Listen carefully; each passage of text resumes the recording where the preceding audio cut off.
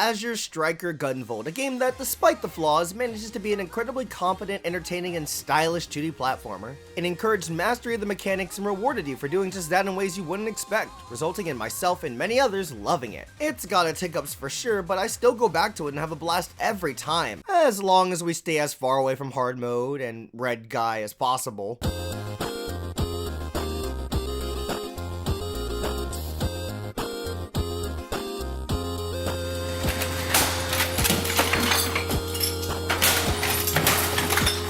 Thankfully, it was popular enough for a sequel, and in 2016 we were given just that with Azure Striker Gunvolt 2. Oh boy, I wonder what Zafre thinks of this game. Does he hate it? Is that why this video took so long? I bet he hates it. All joking aside, it's no secret whatsoever that I love this game. It's gone on record as one of my favorites of all time. Taking that one step further, I'd go so far to call it my favorite 2D platformer. And I realize that's one heck of a statement, but playing the game even more for the sake of this review and giving it that old critical eye, I'd say that's set in stone unless they top it with the inevitable Gunvolt 3. But that's neither here nor there. This is a review on Gunvolt 2, and I'm so freaking hyped to explain to you all why I love this game as much as I do. Many of you all who watch my videos and actually care about Gunvolt seem to love the second game as well, so I can only hope to give the game the justice it deserves, while being fair and highlighting its faults too. If I can fairly criticize my favorite game of all time, it isn't safe for anyone, even you, my 2D love. With that in mind, let's head right into the game and begin my revolutionary review of Azure Striker Gunvolt 2. Much like the first game, let's talk about the story before anything else. After all, it had quite the emphasis put onto its narrative, and with the amount of effort given, it was earned. Could have used a bit more work, as the game didn't do too great a job explaining everything, but the characters were cool. Overall, I called it meh, even though I personally enjoy it quite a bit, so maybe the second game could improve on it a bit more? Let's find out by giving the plot synopsis and discussing just that. After the craziness that was the first game's ending, we catch up with GV and Joel invading a ship run by Sumeragi as it's invading a city. He's helped by his two new comrades, Quinn and Xiao Wu, who act as replacements for Monica and Zeno, to put it bluntly. At the same time, Copen is chasing down this ship because a girl he knows named Metil is supposedly in there. Along the way, we're introduced to Copen's partner, a robot in the form of a floating orb named Lola, who's got a lot of personality, as well as his maid Nori. He also runs into Zonda in their female form, which we're seeing for the first time. Wait, hold on, time out. Zonda? The gender fluid boss from the first game that Copen killed before we got a chance to fight them? Very interesting.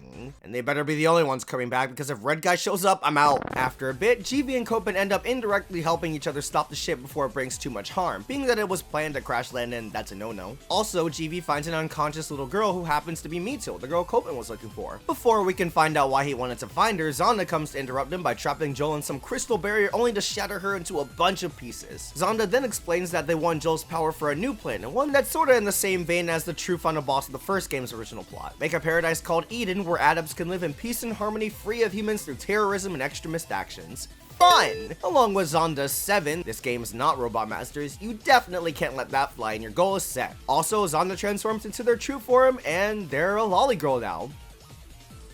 Okay. Unfortunately, Joel's kinda out of commission, being that she's split into a bunch of pieces, which is a downer for GV, until he realizes that she wasn't killed, just incredibly weakened. Joel's a fairy Vocaloid now.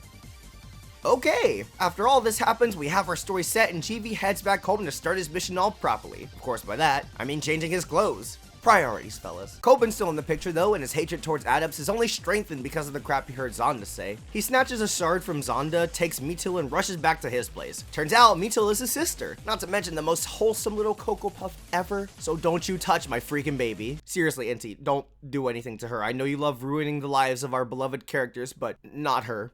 Please. He's also after the shards so that he can have enough strength to take down Zonda, as well as protect Metil, since it's clear to see that Zonda has some interest in her. And just so the mysteries keep on piling up, the Joel shard Copen stole caused something in Lola to go haywire, and Lola's a Vocaloid now. What the fuck? Okay. But that Copen basically says, okay then. And we finally jump into the main game. Wow.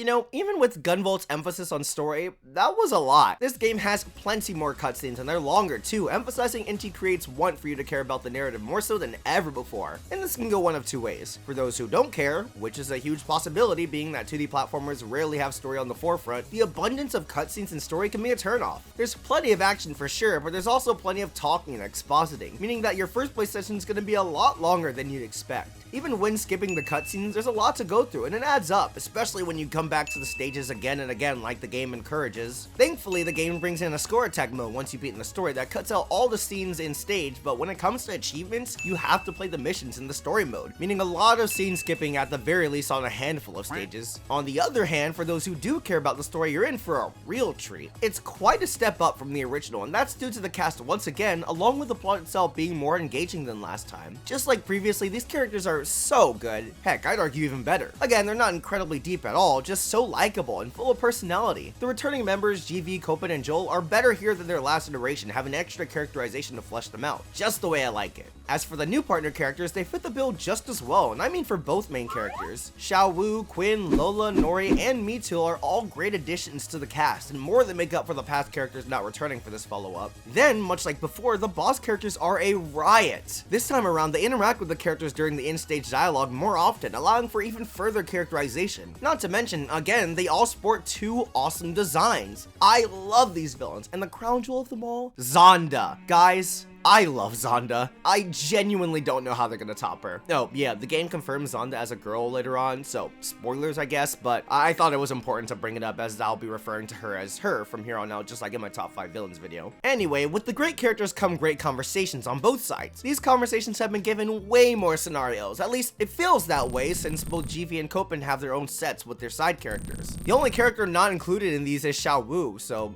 I guess nobody wanted to talk to him?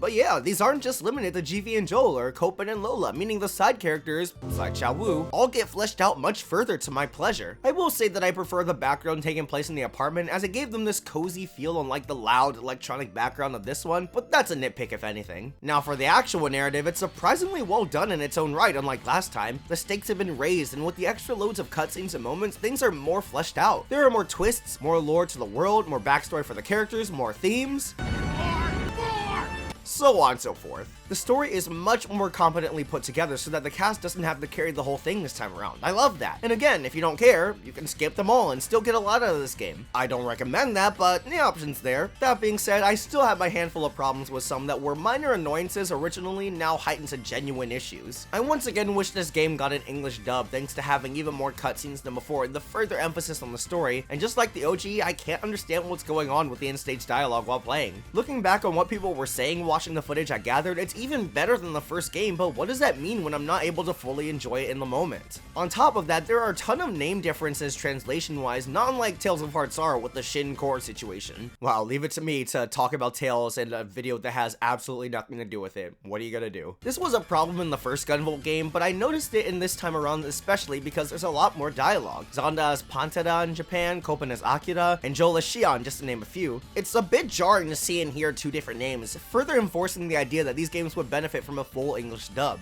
And again, there's a lot of outside media that enhances the story for this game, but I feel it leans on said outside sources a little too much. It stung just a bit harder this time around, and I was missing out on a lot more context due to the more prominent story, especially because the outside sources aren't even officially translated. Would love it if there were some unlockable documents in game like in Kingdom Hearts, or simply more cutscenes to give all the characters and scenarios the intended depth without the need for me to purchase drama CDs, as they'd make the story a lot better than it already is. All in all, I'd call the story good over the previous game's meh. There's definitely a lot more going on with all the ideas, the wacky writing, and heartbreaking plot twist. And personally, I enjoyed the story a lot more than I'm letting on, because remember, I'm trying to approach these reviews with a critical eye. If I'm being real, this is a decent story, but that's why these flaws are so important to fix in Gunvolt 3. There's a lot of potential for a solid trilogy, let alone a solid standalone story per game, and I would love to get the most I can out of these games' narratives without there being a language barrier both in and outside the game. A step up from from the original, but still beaming with untapped potential. But how about that gameplay? Arguably the most important part of these games, no? Once again, the name of the game is getting good at the mechanics and mastering the stages provided, so great controls are important. Thankfully, GV plays exactly the same as he did last time, so he checks out in that department. I mean, if it ain't broke, don't fix it, and it's totally chill since he felt near perfect already. Since we don't have to talk about his controls again, why not discuss the stages? They continue the tradition of having new gimmicks per stage, but they go much further in making every level stick out from one another. Not to mention they're simply better designed. They remain a blast to get better and better at, even more so here I'd say, but for those who simply want a good platformer and don't care about the score, this game's got your back. This was honestly a problem with the original, as looking at the levels themselves, they were okay for the most part, but nothing special. Here, I could see people getting a lot more out of the overall experience just playing casually due to better level gimmicks and secrets, alternate paths, more interesting enemies to fight. These levels are fun and have a lot of depth to them. I kid you not when I say that I still find out new things about this game to this day, which is when you know you've made some great levels. And of course, every stage ends with an incredibly satisfying boss encounter, this time with 100% less red guys, so I love them all. They're much harder this time too, and I found that their attacks and patterns have a lot more to them, making for even more interesting battles than the already great ones of before. That being said, you can still go through the entire battle without taking a single hit, so while they're more involved, they still encourage pattern recognition and reacting in the moment. Absolutely great boss battles overall, with challenges that test you but don't frustrate you like some of the bosses from the first game could easily do.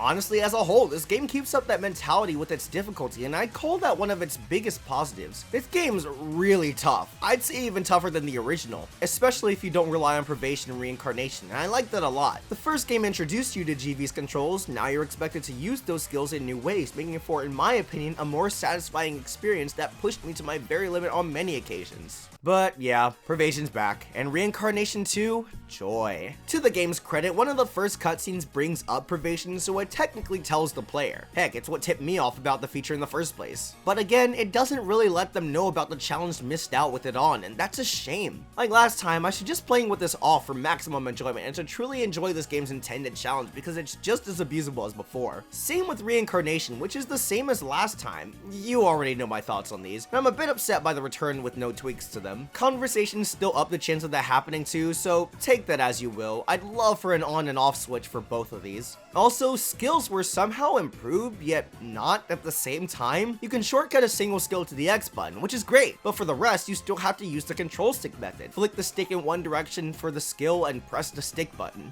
I think it'd make more sense to push the stick in the direction of the skill you want to use and press the X button, but alas, this is what we got. If you're playing on the 3DS, there's simply touch controls, but I'm playing on the Switch, which you should too, because the 60 FPS and HD upscaling does this game a lot of justice, even if some areas could have been touched up a bit more. Kinda strange that the game isn't on Steam like the first one, but the Switch is the best way to go for both games, so I'm chillin'. Despite my issues, and above all else, the game remains a joy to master. When you break the 1000 kudos threshold, a cool new detail they added on top of the J-pop was having Joel follow you throughout the stage, and I love that added touch quite a bit. Wish there was a way to just toggle this on for the entirety of the stage. It's really cool. Speaking of the vocal tracks, this game adds a whole bunch of new ones, and I'd say they're even better. I found myself humming along to more of them, and that's probably because I played this game a lot more than the first one, but putting that aside, they're much more interesting and dynamic as songs. And while nowadays the first game gives you the option to put your kudos settings on cautious, gutless, or fearless, the options were first introduced in this game and later added to the first via an update. These basically allow for you to not lose all your kudos upon one hit, with cautious allowing for 3 hits, and gutless letting you keep your bonuses no matter what. Fearless makes you lose all your kudos upon getting hit once, but it also boosts the multiplier, meaning for those bigger numbers, the game demands perfection, making for a risk-reward system.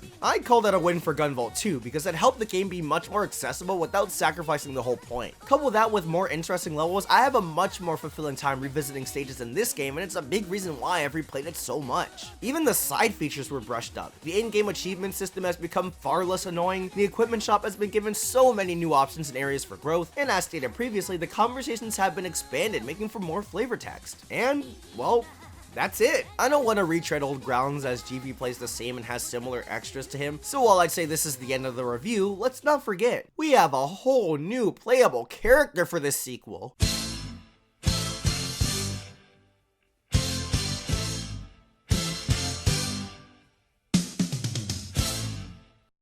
Wait a minute. Right off the bat, shoutouts to this game for not forcing you to finish one entire campaign before playing the other, because you can switch back and forth as often as you want. So, thank you, game. Now, before I go over Copen, I feel it's important to lay out how I feel multiple playable characters should be handled, more specifically in a 2D platformer. Characters should have different properties to them so they can stand out from one another, but the core gameplay should be the same. In Gunvolt's case, both characters should be able to run, gun, jump, shoot, and tag enemies before dealing their main form of damage. Each should have stages as simple as going to the end and fighting a boss, and they should encourage replaying them again and again to get better at them, while the game constantly hypes you up for doing just that. This is Azure Striker Gunvolt in a nutshell, so Copen should be able to provide all that. Does he deliver on all those fronts? Well, unfortunately, yes.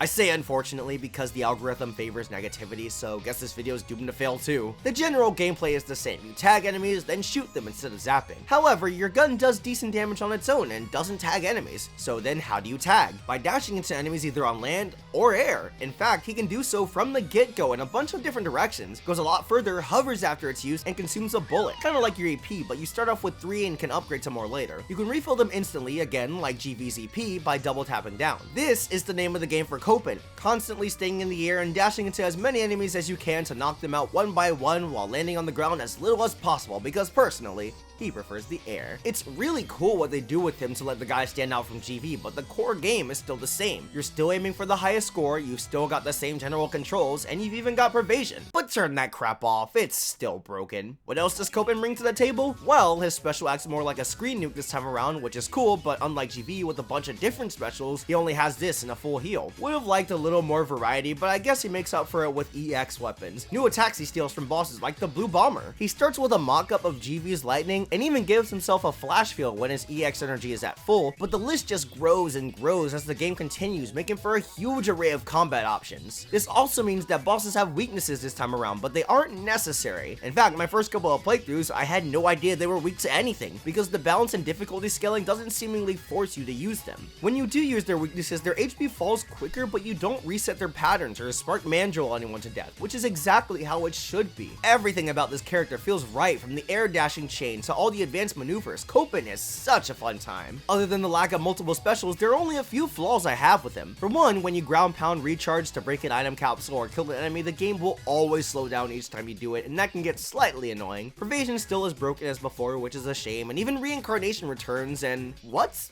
up with this? It's not that it's more busted than Gunvolt's, it's actually worse. With Copen's reincarnation, it's once again activated by dying, but you don't get infinite pervasion, you don't get infinite bullets, and you don't even get infinite EX weapon uses. What do you get? Good question, because I don't know. So this even fails as a handicap in Copen's case for those who actually use it, and you still don't get any kudos, making it more so a punishment for dying. At least you get a unique track from Lola, which is really kick-ass, but like, why is this a thing? Am I doing something wrong here? This felt incredibly odd to say the least. Oh well, it's easy enough to get rid of, so whatever. And hey, on the bright side, this means you can never cheese Copen's levels, I guess.